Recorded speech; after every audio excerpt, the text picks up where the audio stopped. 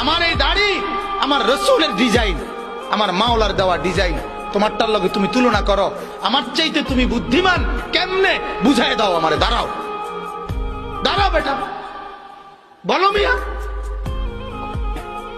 কোরআনুল কারীমে আছে আল্লাহ তাআলা বলেন, ওয়ালাকাদ খালাকনাকুম সুম্মা সাওয়ারনাকুম, বান্দা আমি তোমাকে বানিয়েছি, আমি তোমাকে সাজিয়েছি।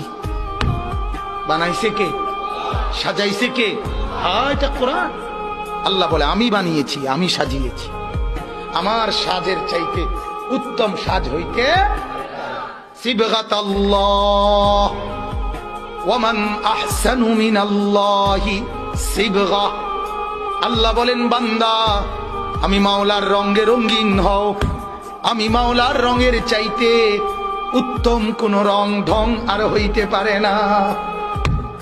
যদি বলেন মাওলা কোনটা আপনার রং, কোনটা আপনার ঢং, আল্লাহ বলবেন লাকাদ কানা লাকুম ফি রাসূলিল্লাহি উসওয়াতুন হাসানা।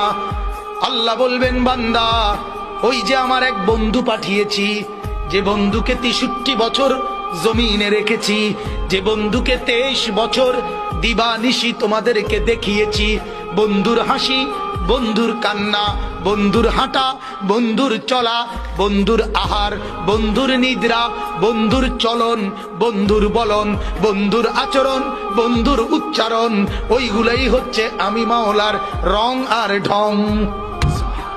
সে বন্ধুকে মুহাম্মাদুর রাসূলুল্লাহ সাল্লাল্লাহু আলাইহি ওয়াসাল্লাম।